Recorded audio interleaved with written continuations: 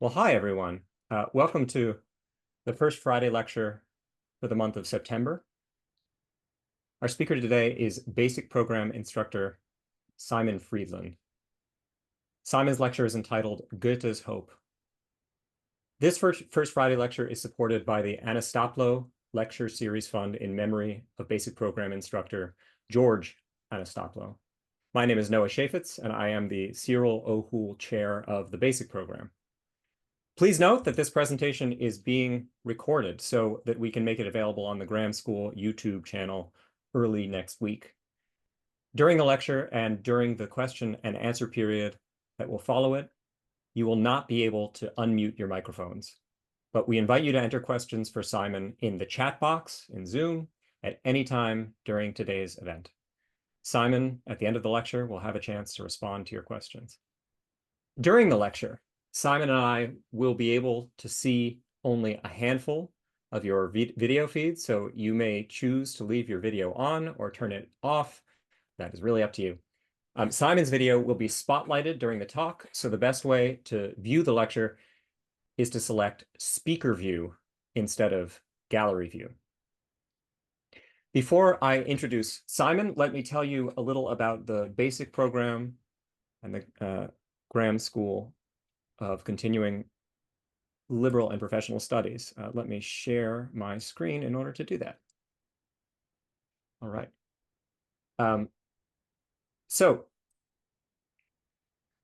Along with the basic program, the Graham School offers an array of programming across the liberal arts, including our Masters of Liberal Arts program and our open enrollment courses, as well as a number of travel events, of events and travel study opportunities. Since 1946, the basic program has provided our students a rigorous liberal arts curriculum based on the principle of direct engagement with original texts. At the heart of the basic program is our 4-year core sequence, which offers direct encounters with some of the greatest works of the classical and Western traditions in a dedicated community of adult learners and in courses led by experienced University of Chicago educated instructors.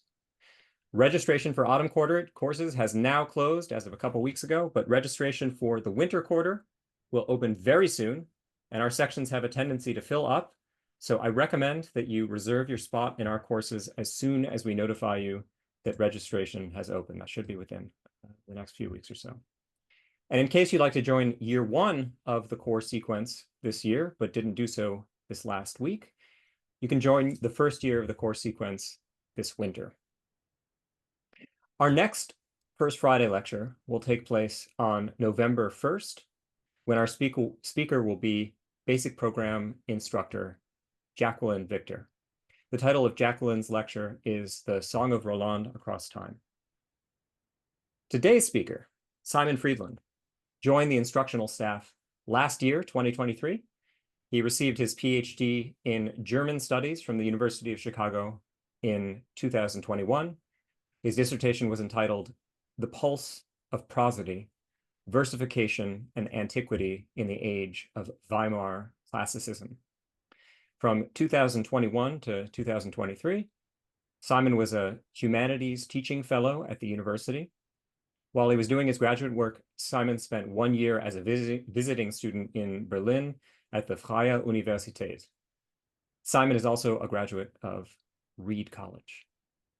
All right, I am now going to hand things over to Simon, which means unsharing my screen and letting Simon share his. So Simon, whenever you're ready. Okay, thank you, Noah. Let me get my share screen in order here. Does that look good? Can you see that correctly? Yes. Okay. Well, thank you very much. So in the announcement to this lecture, I situated my inquiry into the nature of hope in the work of the German writer Johann Wolfgang von Goethe against the background of Immanuel Kant's question, what may I hope? I'll touch on Kant later in this lecture, but I'd like to begin in a rather unconventional way with a poem by Emily Dickinson It was in teaching this poem in the University of Chicago's humanities core that spurred on by Dickinson's gift of defamiliarizing everything that she touches with her language, I first came to think of hope as a problem. I therefore cite the following poem as a means of setting out succinctly the complexity contained in the concept of hope, a complexity that I'd then like to unfold through a discussion of several of Goethe's works.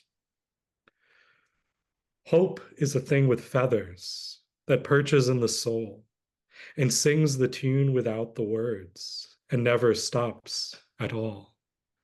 And sweetest in the gale is heard, and sore must be the storm that could abash the little bird that kept so many warm. I've heard it in the chillest land and on the strangest sea, yet never in extremity it asked a crumb of me. As so often with Dickinson, her rootedness in the humble poetics of the Protestant hymnal evokes an air of piety that belies the probing skepticism of her thought. Her treatment of hope begins in a strangely bloodless manner. Hope is a thing with feathers. She doesn't so much posit a metaphor, hope is a bird, for instance, as she does abstract from it. This quality of abstraction seems to belong to hope itself as Dickinson conceives it. Consider the line, and sings the tune without the words. Whatever the content of your hope is, the suggestion is, whatever its object, hope will sing the tune. Hope is itself contentless. I'm even tempted to say vacuous here. For the implication is that hope makes no distinction between the realistic and the unrealistic, the possible and the impossible.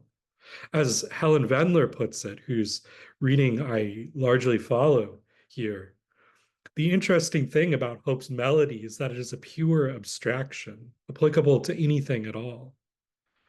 No matter what the wish, hope supplies the melody. Dickinson then focuses on the persistence of Hope's song. It sings and never stops at all. When one puts a little pressure on this thought, Hope's persistence starts to appear grating and hollow, a bird's relentless and linguistically empty ditty. The outline of hope that emerges in the first stanza of Dickinson's poem is thus one of a blind and incessant affirmation.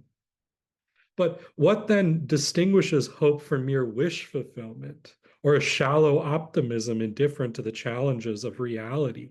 What substance does hope have?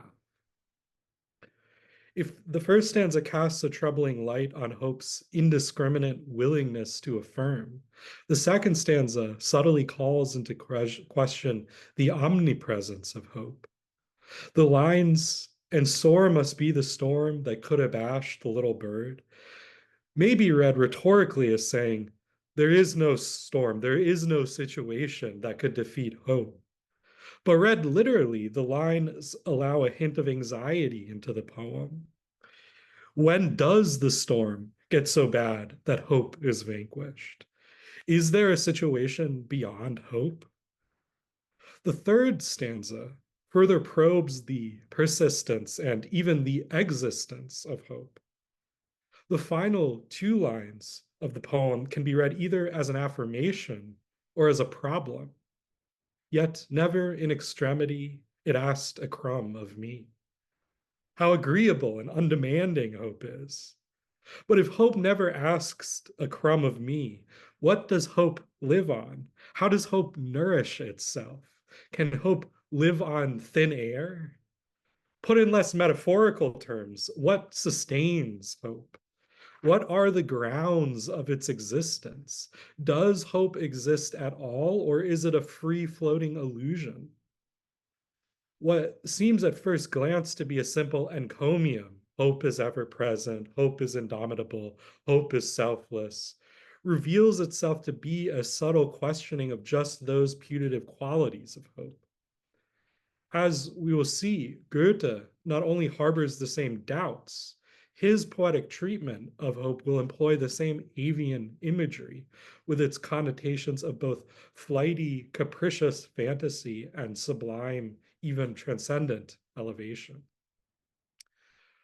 According to the Goethe Wörterbuch, the Goethe dictionary, there are 2,300 instances of the word Hoffnung, hope, and its variants in the author's collected writing. And it's worth pausing for just a minute to appreciate the fact that we possess such a noble monument of scholarship as the Goethe dictionary. Conceived in 1946, the dictionary now reaches up to the letter T, with a projected completion date for the entire alphabet set for 2029. On the basis of the 143 volumes of the complete edition of Goethe's works, we know that Goethe possessed a documented vocabulary of 93,000 words, a vocabulary that the dictionary has established on the basis of 3.5 million citations from the author's work. What a noble monument of scholarship. A more recent initiative, the Goethe Lexicon of Philosophical Concepts, complements the Goethe dictionary by providing article-length entries on select terms from Goethe's vocabulary, in the conviction that the poet is a heterodox thinker whose operative concepts demand independent exegesis. I believe that Goethe uses the word hope, that Goethe's use of the word hope makes such a demand upon us as readers, and I've therefore conceived this lecture in the spirit of the Goethe lexicon of philosophical concepts. But I also offer this lecture as an example of what I believe that we do at the Graham School. Great thinkers and writers are word builders. They not only invent new words, but go to work on the vocabulary they have inherited, fashioning choice terms into deeply idiomatic vehicles of thought. What Aristotle, for instance, means by eudaimonia cannot be found in any general dictionary of the ancient Greek language. What Virgil means by pietas cannot be found in any dictionary of the Latin language. Such words can only be understood through a deep interpretational labor on the texts and contexts in which they appear. And it is this interpretational labor that allows us to inhabit the philosophers and the poets' world. World being understood here not just as a kind of fantasy land in the poet's head, but as the matrix of meanings that afford our lives their intelligibility. I must admit that I have not surveyed all 2,300 instances of the use of the term hope in Goethe's work. I'm still working my way through the 143 volumes of his collected work. But it's safe to say that many of these instances do not present us with a radically unconventional usage that requires detailed discussion. Yet there are works in which Goethe subjects hope to a probing analysis, works in which hope stands out as an explicandum. In this lecture, I will focus on two such works, his 1810 play Pandora and his 1817 poetic series entitled Primal or Primordial Words, Orphic. Perhaps not coincidentally, these two works belong to the highest rung of Goethe's poetic output. And their titles already indicate something crucial about his wrestling with the concept of hope, namely that he takes Greek antiquity, pagan antiquity, as his starting point. This constitutes a remarkable departure from the Christian valorization of hope. Following Paul's formulation in 1 Corinthians 13, so faith, hope, love remain, these three, but the greatest of these is love. Following Paul's formulation, hope becomes in Christian thought one of the three theological virtues, a sine qua non of the Christian life and afterlife. By contrast, in the tradition of archaic and classical Greece, hope possesses a decidedly more ambivalent status. In the Homeric hymn to Demeter, for instance, the poet says of Persephone after she has been snatched away by Hades, Now, so long as the goddess could still see the earth and the starry sky and the strong flowing fishy sea and the light of the sun, and yet expected to see her good mother again and the families of gods who are forever, so long her great mind had the comfort of hope despite her distress. Here, hope is nominally a good, comforting Penelope in a time of great duress. Yet the word translated here as comfort, the elgo, can also mean to charm, to enchant, suggesting that her hope of rescue is an illusion, which in this case, in fact, is. But the most famous, and judging from the millennia of contested interpretation, the most ambiguous account of hope in ancient Greek literature is precisely that account that Goethe chooses for his play, namely the story of Pandora and her so-called box. You're likely familiar with the story as it's told in Hesiod's Works and Days, how Zeus, incensed at Prometheus's theft of fire, has Hephaestus fashion a woman whom all the gods endow with gifts. Athena teaches her crafts, Aphrodite gives her grace, and so on. Hence her name Pandora, all gift. She's then sent down from heaven, where she is received by Prometheus's brother Epimetheus, and opens a jar out of which escapes all manners of evil except for Elpis, which remains stuck in the jar. Scholars have long debated the implications of this story. Is Elpis hope, a good or an evil here? Is Elpis preserved for human beings as the one consolation in the face of so many evils? Or is Elpis an evil kept away from human beings? It is found in a box of evils, after all. Or does the box, in fact, contain goods, all of which have now escaped from humankind except for hope? Or are we to understand Elpis here more in terms of expectation, which is another sense of the Greek word that we don't quite have in hope? um, in the English. But then is this an expectation of evils, or and has this expectation now been granted to us or kept from us as human beings? In his play Pandora, Goethe inherits the Hesiodic ambiguity of hope, but this ambiguity doesn't so much center around the box's contents. Let me briefly recount a bit of the play's background. The composition of Pandora was occasioned by the establishment of a new literary journal named Prometheus, whose editors solicited a contribution from Goethe. The figure of Prometheus had long haunted the poet. One of the great free verse hymns from his youthful storm and stress period ventriloquizes this mythical figure. But in returning to the Prometheus material for Pandora, Goethe was no longer preoccupied with the fire stealer's triumphant individualism. Rather, he chose to dramatize the relationship between the two brothers, Prometheus and Epimetheus, whose names mean forethought and afterthought, respectively, thus providing a starting point for a meditation on the active life and the contemplative life. The play probes the possibility of living an integrated life, a life that harmonizes thought and action, and the pathologies that ensue when the two are bifurcated.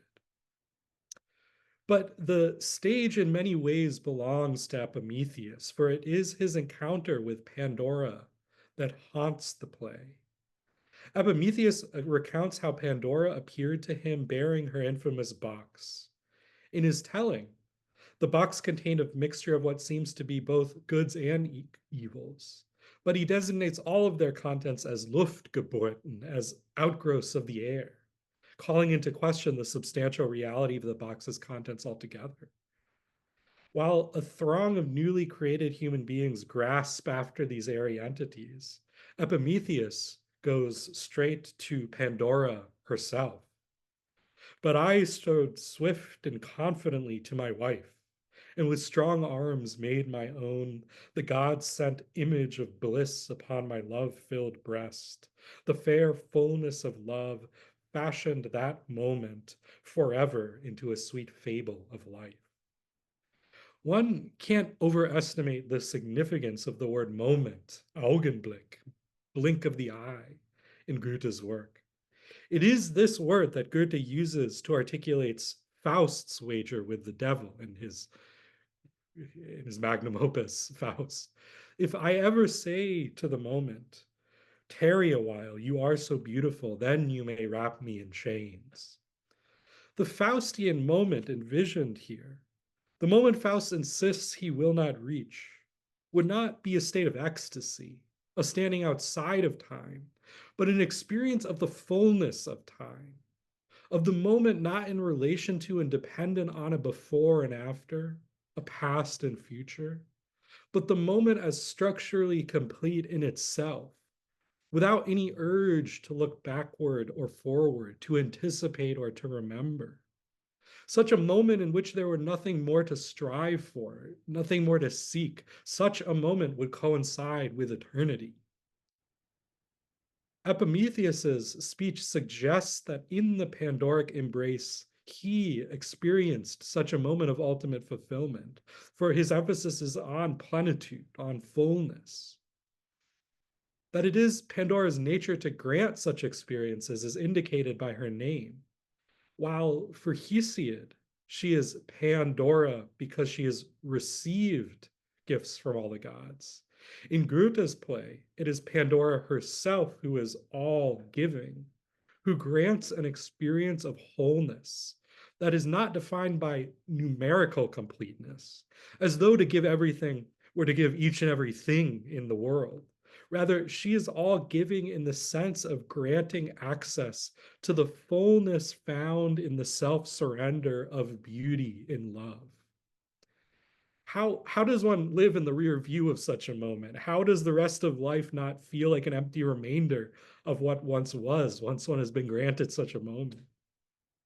How, in a sense, Goethe is asking through the figure of Epimetheus, how we live after those rare moments in life when our wishes are granted, when we experience the fullness of bliss.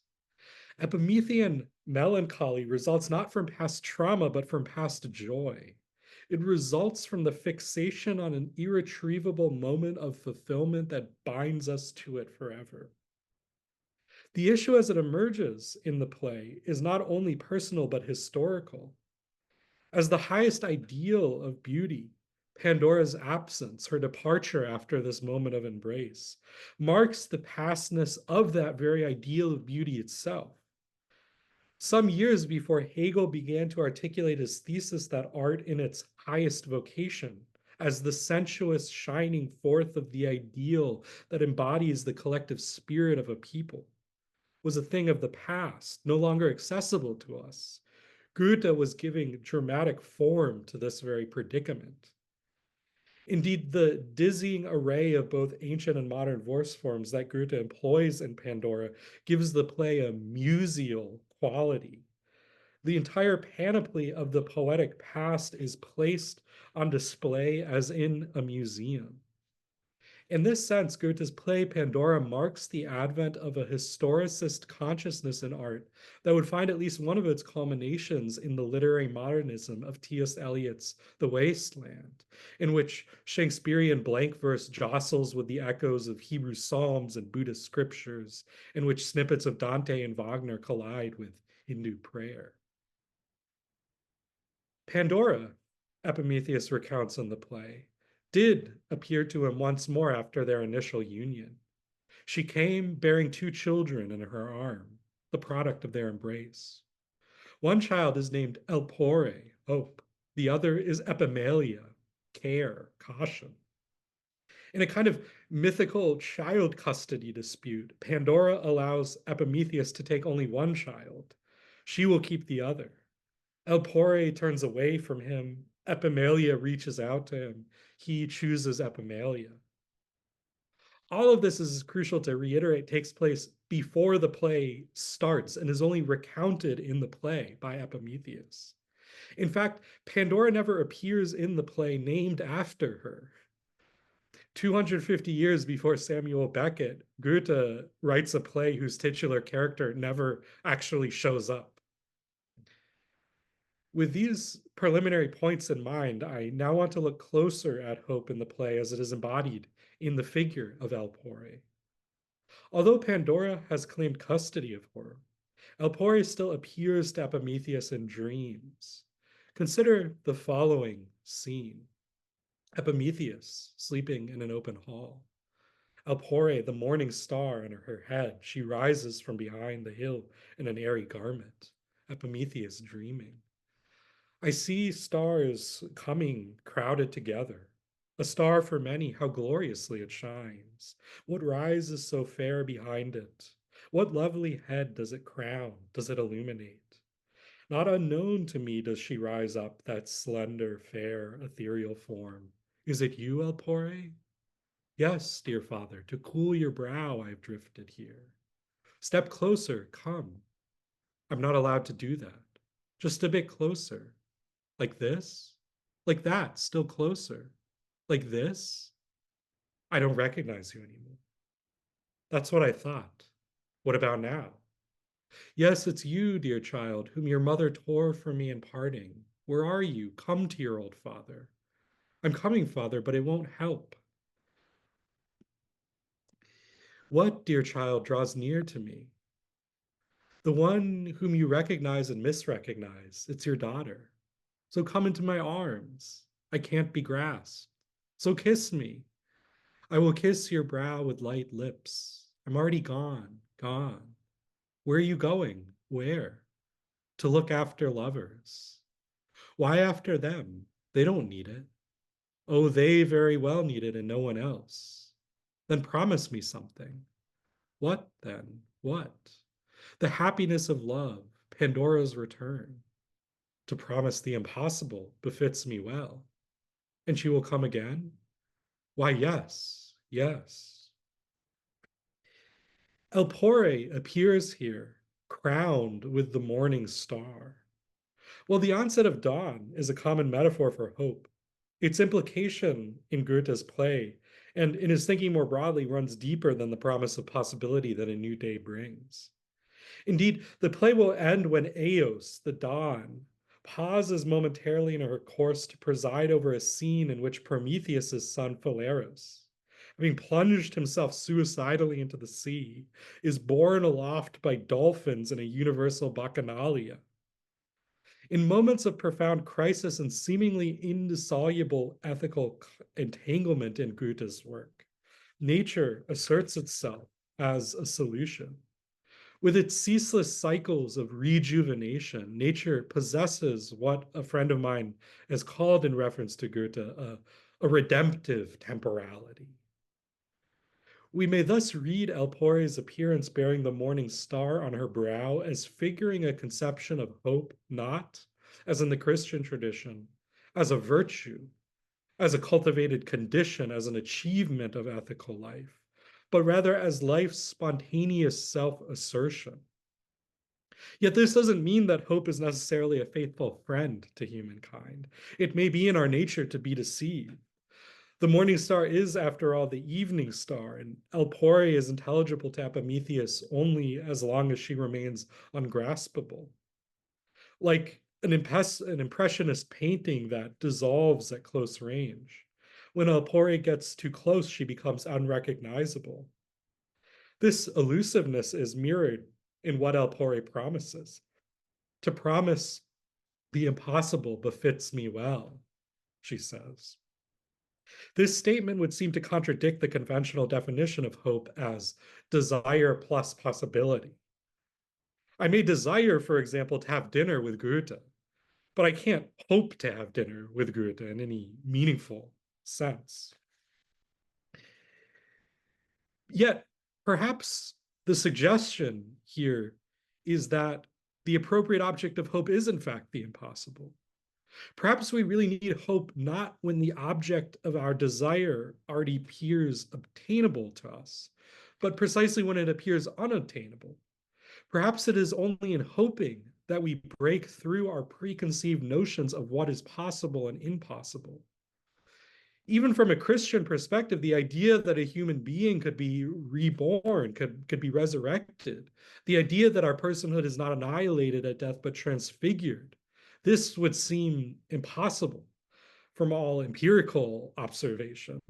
But this is indeed the object of Christian hope. What then is the impossibility promised by Elpore? What impossibility does it befit hope to promise? After Elpore's dialogue with Epimetheus, she turns to the spectators with a speech. Consider this excerpt from the speech. You want power? The powerful have it. You want riches? Snapped up. Splendor? Drape yourself in it. Influence? Insinuate yourself. Let no one hope for such things. Whoever wants them sees them. It's getting quiet. Yet I hear clearly, softly in my ear, a sighing whisper, quiet, a whispered sighing. Oh, that is the tone of love. Turn to me, lover. See in me the blissful image of your sweet, faithful beloved. Ask me as you ask her when she stands before you and smiles, and the otherwise closed lips may confess to you. Will she love me? Yes. And me? Yes. Will she be mine? Yes. And remain so? Why, yes. Will we find each other again? Yes, certainly. And find each other faithful? Never part? But yes, yes. Powers, power, riches, splendor, influence. The suggestion is none of these are true objects of hope because all are objects of the will. All can be seized, possessed, earned, acquired through force, wit, subterfuge, and I would add a good measure of luck. All are the products of focused human activity. But love, by contrast, cannot be willed into being. You can't force someone to love you. You cannot force yourself to fall in love. Love eludes volitional activity.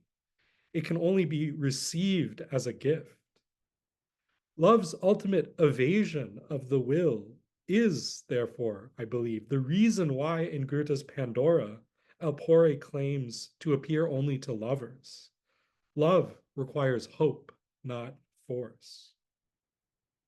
Yet, it's important to not put a too positive spin on the figure of Elpore here, for there's undeniably a dimension of wish fulfillment to her character.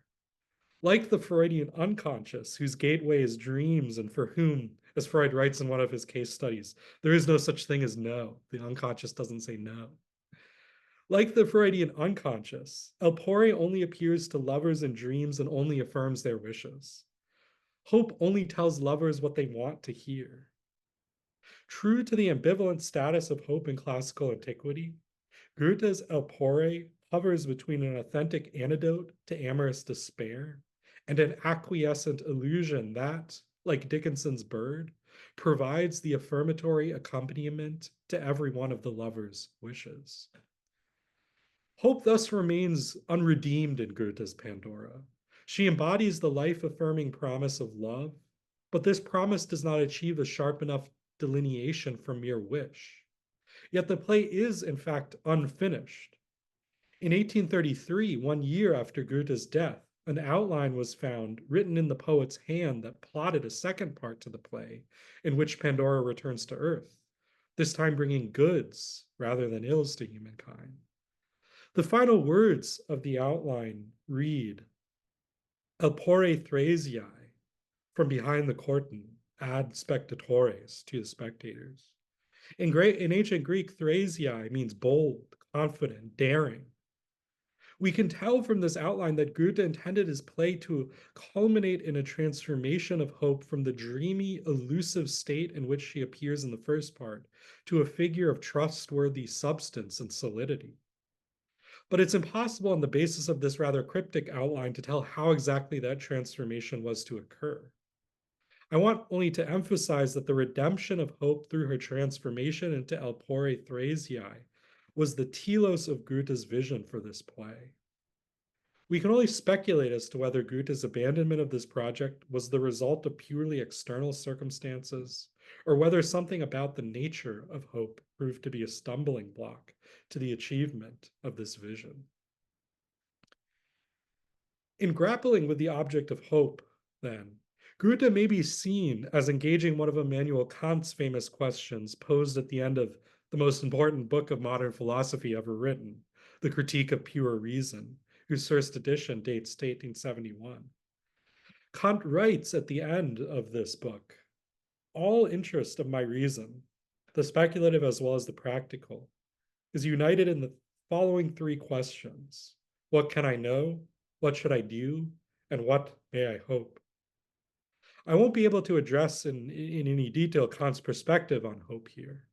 I want merely to note that by placing the question, what may I hope, under the rubric of reason, whose capacities and limitations the philosopher has just spent the last 800 pages analyzing, Kant is, in a sense, attempting to relieve the same anxiety that Emily Dickinson expresses in her poem. The anxiety that there is no reason to hope at all, that hope has no rational grounds. In situating hope within the domain of reason, and insisting that hope has an object that is not doctrinally mandated by external religious authorities and must just be accepted on faith, but rather is derivable from reason itself. Kant departed from many of his Enlightenment predecessors for whom hope alongside fear were purely subjective dispositions, irrational emotions that inspired mere superstition. In the Critique of Pure Reason, Kant's answer to the question, what may I hope, is that I may hope for happiness in proportion to my moral worthiness. I can't go into the thinking behind that answer here, but against this backdrop, Goethe's perspective on hope becomes more distinct. Goethe renews the skepticism about hope and portrays hope as promising the impossible, a promise that would certainly go beyond reason. Goethe also differs from Kant in that the poet ultimately goes beyond the focus on the object of hope, occupying himself instead with the power of hope. This brings me to the final text that I'd like to consider in detail here, Goethe's poetic series, Primal Words, Orphic. Here, Goethe asks not, what may I hope, but what force does hope exert in human life? This text, written in 1817, consists of a series of 5 poems, each of which is based on a so-called Urwort, a primal word. The 5 primal words are daimon, which Goethe somewhat remarkably translates as individuality, character, tuke, chance, eros, love or passion, ananke, necessity, and elpis, hope. Goethe encountered the first 4 of these primal words in the treatise of a Dutch scholar of classical antiquity, who cites the claim of an ancient authority according to whom the Egyptians believed that 4 gods preside over the birth of every human being, daimon, tuke, eros, and ananke. That Elpis is not mentioned in this list, although it is mentioned elsewhere in the treatise, makes its inclusion among Goethe's primal words all the more significant. The 5 poems in question here are products of the poet's demanding, hermetic late style. I'll only be able to deal in any detail with the last of the 5 poems on the primal words, Elpis, hope. But it is necessary to make a few general remarks about the overarching poetic arrangement. With his 5 poems, Goethe sets himself the task of articulating the underlying logic and necessary conditions between daimon, tuke, eros, ananke, and elpis. Far from a grab bag of words to which others could be added or subtracted, why not add phobos, fear, for instance, or eris, strife, or nike, victory? These are all crucial aspects of human existence.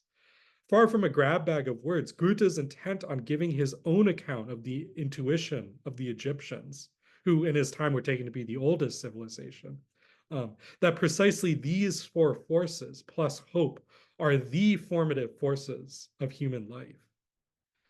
Goethe's 5 poems are not therefore just a list. Rather, the primal words Orphic may be understood as a morphological sequence.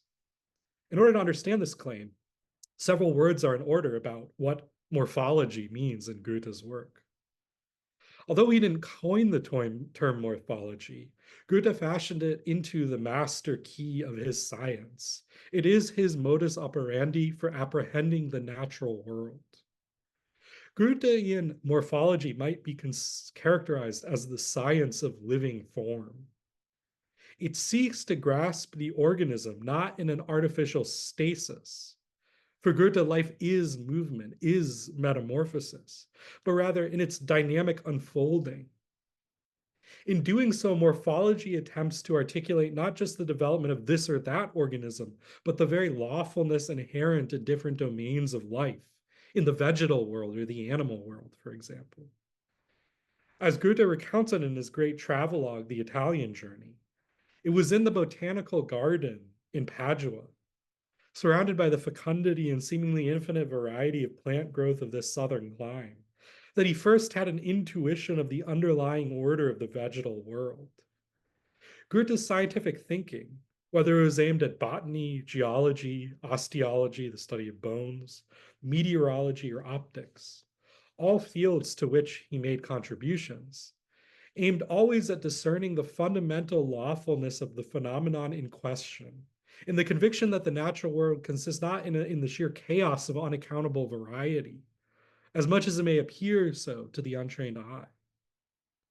In his astounding 1798 poem entitled The Metamorphosis of Plants, with which he resurrects the ancient genre of didactic poetry to explain the logic of plant growth, while at the same time managing to write a love poem, Goethe begins by evoking the seeming chaos of plant life, here in a translation that captures the rhythms of the ancient verse form that Goethe is using.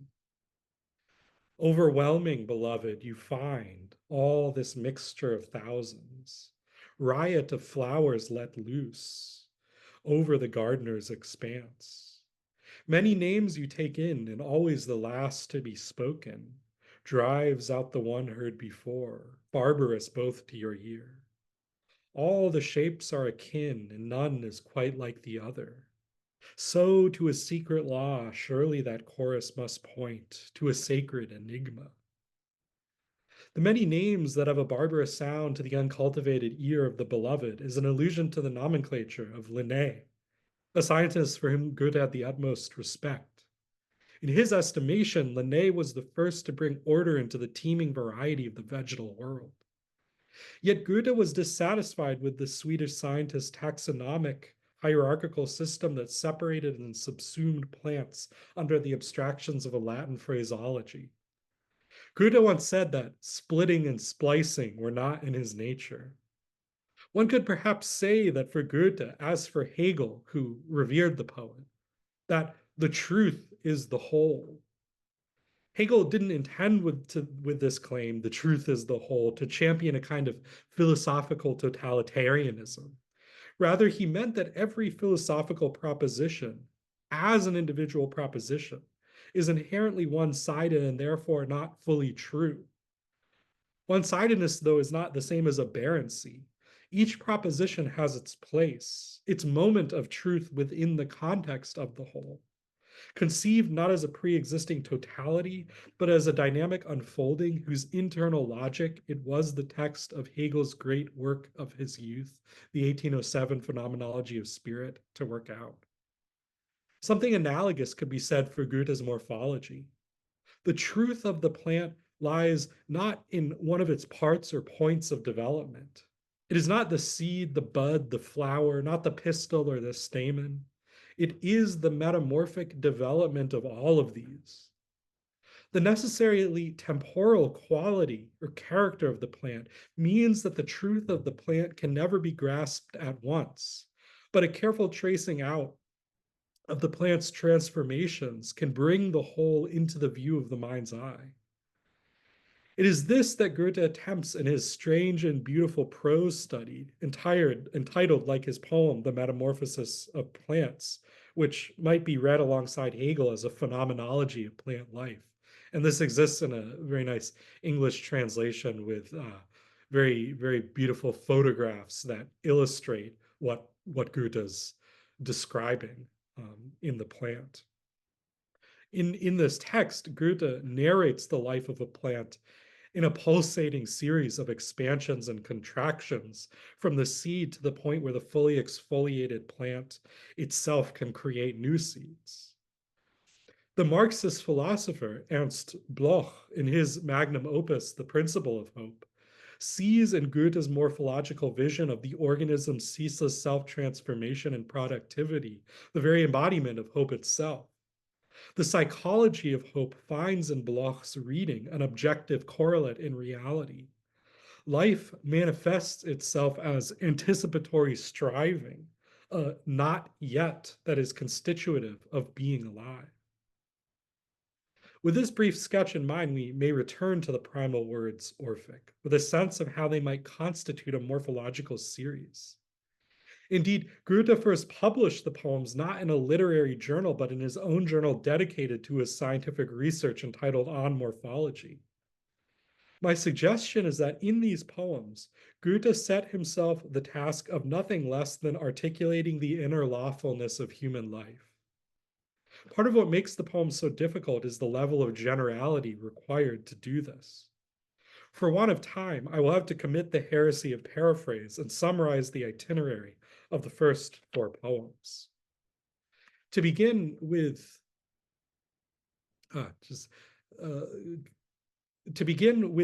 first primal word, daimon. And again, I'm just going to sort of flash the poems on the screen, but I'm only going to read the first or the last one out loud. It is imperative that we not take this word daimon in the Christian sense of a satanic spirit. It is rather the word for the innate individuality of a person, what makes a person unique, not just in the sense of numerically distinct, but in the sense of possessing an irreducibly original fate formed on the basis of one's inborn capacities and proclivities. In the view that Goethe unfolds here, the human being is not wholly a product of environment, of education, or upbringing. For there must be something to educate, to influence, to shape and form in the first place. Without some enduring shape of self, the human subject would lack any continuity and coherence in the midst of change. To be sure, Goethe was deeply committed to a dynamic view of life at both the individual and the species level, a view that led Darwin in The Origin of Species to include him among the predecessors of evolutionary theory. But in one of his writings on morphology, Goethe notes the pitfalls contained in this key term for change, metamorphosis. The idea of metamorphosis is a highly honorable but highly dangerous gift from above. It leads to formlessness. It destroys knowledge, dissolves it. Metamorphosis as sheer change melts all that is solid into thin air. It is a centrifugal force. And I quote, it would lose itself in the infinite if it were not given a counterbalance. I mean the drive to specification, the tenacious power to persist possessed by everything once it has come into being. The daimon of the primal words might be accurately circumscribed by this phrase, the tenacious power to persist possessed by everything once it has come into being. It is the name for that integral inner necessity granted to us at and by our birth. And yet there is tuke, which Goethe translates as chance. In this poem, tuke is associated with the sphere of sociality. If one follows the stages of life that is implicit in this series of 5 poems, tuke would represent the stage of childhood development. The treatment of this primal word is remarkably negative. It is mainly associated with the possibility of falling away from oneself, of deviating from one's demonically prescribed path. But it is the combination of daimon and tuke that creates the conditions for eros, love, in Goethe's translation. In typically epiphanic fashion, eros plunges down from the heaven. Eros, at once the experience of inner driving necessity and incalculable circumstance, presents new dangers and possibilities. The stanza ends in the translation of David Luke. Many a heart strays far and wide, the noblest knows one love and none beside. The risk that Eros introduces into life is the risk of the heart straying far and wide. Or verschweben im Allgemeinen, hovering in generality, in a more literal translation. We err when we allow ourselves to be buffeted by the capriciousness of Eros, confusing his dalliances with our choice. True choice, the poem suggests, is choice that commits, choice that binds. The noblest knows one love and none beside. Freedom lies not in the absence of erotic limitation, which amounts to little more than a passive subjection to Eros, but in an active, voluntarist decision to devote oneself to another individual. Indeed, Goethe's elective affinities, by far the most quietly gorgeous of his four novels, thematizes just this inability to decide, to make a resolute commitment that would put an end to the hovering fantasy of erotic possibilities. But decision brings with it ananke, necessity. What was the inclination of Eros now becomes duty, adulthood, responsibilities, childhood, and spouse. It is in this context that what must be the most pessimistic line in the poetic series appears. Das Liebste wird vom Herzen weggeschoben. In my more literal translation, that which one loves most is told off by the heart. The sense of necessity that comes with dedication to the loved one can strangulate that love, turning it into an endless series of duties and demands. But it is precisely here that hope appears on the horizon. Let us consider the final poem in full. Yet not forever closed is the dread gate of such a barrier, such a brazen wall. Though it may stand rock fast like ancient fate, there is a being, and you know her well, lightsome, unbridled, who on delicate wings lifts us high through clouds, fog, rain, and all, that weighs us down. She flies both far and wide. One wing beat bears us where vast ages are. This poem employs two metaphors for the working of hope. In the first three lines, the door in the implacable wall of duties and demands is unlocked. Hope affords an exit from necessity. In the following line, Goethe appeals to the classical metaphor of hope as a winged creature. Hope lifts us up above the opacity of our own ensconced individual lives and affords us a cosmic perspective. In an excellent book on Goethe that I would recommend to those interested, I put it on the wrong slide here. The French philosopher Pierre Hadot devotes a chapter to the motif of the view from above in the poet's work. Hadot shows that one function this view from above serves is the apprehension of the whole. In a sense, this is the morphological perspective, the synthetic perspective that brings the entire temporal span of the organism into view.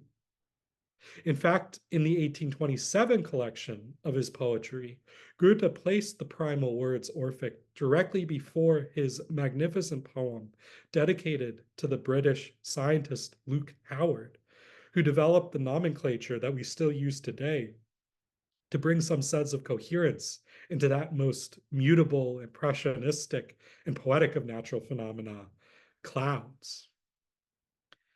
But closer consideration is owed to the question of what the elevated perspective of hope affords us in this poem. Here, I will provide a more literal translation of the last two lines of the stanza, as some of the nuances get lost in David Luke's more artistically satisfying translation. You know her well, Hope Elpis. She flits through all the zones, a wing beat, and behind us, aeons. Some commentators have been inclined to see in this elevation to a cosmic perspective an intimation of immortality. The true object of hope, then, would be eternal life. Some credence may be lent to this view if one follows the stages of life models implicit in the poetic series. This model would situate the final poem under the stage of old age, or even at the moment of death in which the prospect of afterlife flares up. As early as 1771, in his great Storm and Stress tribute to Shakespeare, Goethe wrote, "It seems to me that the noblest of our sentiments is the hope of continuing to exist even after destiny has apparently returned us to a state of non-existence." Yet an appreciation of the nobility of human sentiment is far from a profession of faith in an afterlife. If anything, it applies a certain distance from this belief. But what speaks more strongly against an orientation toward the afterlife in the final primal word is that the wing beat of hope does not place aeons before us, but aeons behind us. Hope emphatically does not afford us the prospect of eternity stretching out in front of us. What, then, might it mean to have aeons behind us? I'd like, by way of closing, to suggest a brief answer to this question by way of a reference to an essay by Friedrich Nietzsche on the advantage and disadvantage of history for life, published as the second of his so-called untimely meditations in 1874. This essay, which begins with a quote by Goethe, takes off from a reflection on the positive power of forgetting. In terms that, I believe, do not coincidentally recall the Faustian vision of temporal fulfillment, Nietzsche argues that forgetting is a precondition of happiness. He who cannot sink down on the threshold of the moment, the Augenblick, and forget all the past, who cannot stand balanced like a goddess of victory without growing dizzy and afraid, will never know what happiness is. Worse, he will never do anything to make others happy. Were we unable to forget, we would experience our lives as a kind of unending insomnia, as an unbroken accumulation of pastness that would preclude the enjoyment of any moment qua moment. Every moment would be depleted of its vitality, its newness, its spontaneity by being continuous with the past. Furthermore, were we unable to forget, we wouldn't even be able to act. For action requires change, a break with the continuity of the past. How, for example, would we ever be able to love if at every moment we carried within us, searingly present, the memory of past failure, disappointment, and loss, our own and that of our ancestors? How could we ever take the plunge, take the leap into love, if our memory remained ever vigilant? As Nietzsche puts it, we must be able to live at times unhistorically. We must be able to leave the past aeons behind us, both our own, our personal past, and the accumulated weight of human experience. This brings us back to Goethe's poem. My suggestion is not that this poem is about forgetting, but rather that hope plays an analogous role in it. Hope is not, for Goethe, the attentive expectation of an afterlife. Hope is, and I owe this formulation to a discussion with my great teacher, David Welbery, hope is the vital spontaneity of life, the sheer innovativity itself. Hope makes human activity possible, or more precisely, it makes human creativity possible. For the vitality of hope is not the vitality of sheer persistence through time. It is the egress out of time experienced as the prison of what has been. It is the precondition of the new. Hope subtends the fiat of the creative act. Thus, we may say that Goethe's hope is not a particular hope for this or that thing, this or that event may come to pass. He leaves open Kant's question, what may I hope, not because he can't think of an answer, but because for him this is not the right question. Goethe aims rather at what the French Catholic philosopher Gabriel Marcel calls l'espérance absolue, absolute hope. Hope unconditioned by any particular wish or fantasy. Hope as the unconditional that wings above the burdensome conditions of our lives. For Goethe, as for Dickinson, hope is a thing with feathers. But the force of Goethe's poem is that it does not regard hope from a skeptical distance, but calls us into a skepticism dissolving intuition. You know her well, the poet says. Hope is happening all the time, all around us. Thank you. Thank you, Simon. That was lovely. I'm not surprised, but it was great to hear. So I have a bunch of questions for you from our spectators. If anybody else would like to have me put one of your questions to Simon in the time that remains to us today, please enter your question into the Zoom chat. So the first question, and my apologies for mispronouncing any last names that I'm seeing only in print, from Jerry Ree. Jerry says, thank you for your beautiful selections and remarks. My question is on the use of the word form in literary criticism. As a spectator, I expect a simple and strict analytic relation, but I'm often left dissatisfied because the form likes to hide itself. As a member of the viewing public, do I have a reason to hope for a form that exerts itself, or is that a worthless exercise? A form that exerts itself. This is a difficult question.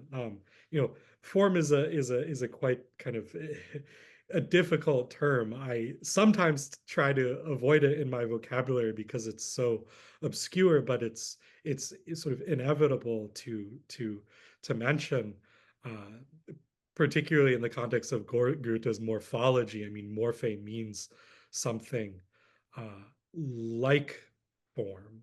Um, I would say this much, and hopefully this is somewhat of an indirect response to your question. I mean, I think in the one pitfall in literary criticism is to think of form as some kind of container or pre-existing structure into which then a content is poured in. And I think that that's very much not the notion of form that Goethe is working with, and that probably more nuanced literary critics are working with. Now, to articulate a positive notion of that form is more difficult. For one thing, it seems that Goethe understands form as not pre-existing or given, but sort of developing and determining itself. One might understand this in the world of art, in the sense that in Goethe's understanding, uh, a literary work doesn't just apply pre-existing rules and you sort of just fit in the pieces, but rather the literary work develops according to its own sort of imminent unfolding logic. Um, you have one rhyme and that calls forth another rhyme. Um, and the work kind of unfolds in that way. It also implies that for literary criticism, the task isn't just sort of saying, okay, this poem is a sonnet or this poem is an epic, so it must have this or that attributes or dimensions, but rather that each literary work is itself a kind of organism, itself a kind of individual that demands understanding on its own terms, and whose inherent logic one must work to reconstruct. Now, your question about can I is hope a form, or can I hope for some sort of form that of life? That's a very difficult that's a very difficult question. I mean, I would say in some ways what I've tried to gesture towards at the end of this talk, in this reference to the kind of notion of an absolute hope, is that Goethe is concerned with something like not just the shell or the structure or the container of hope, but something like the very idea of hope itself in an almost Platonic sense. So in that sense, hope is not just an orientation towards a particular thing, but it is a kind of structure of our being that sustains us. And in that sense, one might talk about the form of hope. I hope that's some kind of response to the question. It's a very difficult question. That was a lovely response. Thank you for the question, Jerry. Well, from aesthetics and perhaps metaphysics to history, Charles Fout asks, was the church critical of Goethe's investigations into mythology? Yeah, thank you, Charles, for that question, and good to see you or to hear your hear your question from the Zoom sphere. Um, the church at this point was not directly critical of Goethe. I mean, by the late 18th and early 19th century, the Enlightenment critique has already been sort of worked through. So it's not the case that Goethe was censured for this kind of thing, but he is working towards a sort of resolutely non-Christian, I believe, um, notion of hope. Uh, you know, I think the idea that, for example, that Paul says in the letter to the Thessalonians, if I'm not mistaken, that's often quoted at funerals, at Christian funerals, we Christians do not grieve like those who don't have hope. I think that idea would be incomprehensible to Goethe, that hope is the sole domain of a particular um, dogmatic adherence. What I've tried to stress is that I think for Goethe, hope has a more anthropological quality. It's not a matter of subscribing to a certain doctrine of the afterlife. Um, Hope is basic to the structure of human existence. Um, but no, at this point, Goethe didn't get into too much trouble with this. I mean, they were kind of used to him by this point. Oh, that's Goethe. He's he he wants to be an ancient Greek. I'll say one more thing because this is good. And Goethe has a famous maxim where um, he says we, and it's interesting. We, who is this we? He says as ethicists, we're monotheists. As scientists, we're pantheists. And as artists, we're polytheists. So he kind of wants to have his cake and eat it too. That's a great quotation. Thank you, Simon. All right, the next question comes from Libby Raymond, who I know is a devoted student of Ovid. So the question is, was Goethe influenced by or responding to Ovid in his discussion of metamorphosis? Yes. I think he absolutely was. Uh, yeah, Ovid is of course. I mean, it's a very important figure. I was just speaking in my Faust class yesterday about Goethe's interpretation of the story of Phaeton in Book One of Ovid, where Phaeton is the son of the sun god Helios, and convinces his father to drive the chariot and uh, crashes and burns up the whole world. And Goethe took that myth as a sort of articulation of the tragic nobility of human striving to return to its source and the innate threat of that human striving, which is in some ways what Faust is about. But of course, that striving is also something that he sees active in the plant world. Um, uh, uh, all of life participates in that striving, and it's perhaps human beings who have become conscious of their own of their own striving. Um, and in some sense, that's what makes it a tragic structure. But yes, Ovid is certainly in the background. Um, Thank you, Simon. I'm actually going to reverse the order of our next two questions because Bray just asked a question that seems to me thematically directly relevant to what you were just talking about, Simon. So I think this is a question about um, something you talked about with respect to Nietzsche, but of course it bears on Goethe's thoughts about this. So Bray says, as you were speaking of the value and freedom of forgetting the past in order to embrace the possibility of what is to come, I was thinking of how contrary that is to a Freudian notion of hope attached to more to a plumbing of the past. Is this view correct, or am I misunderstanding you? Yeah.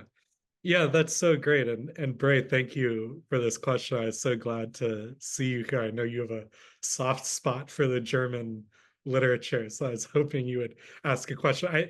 I think that that's a great association, a great suggestion.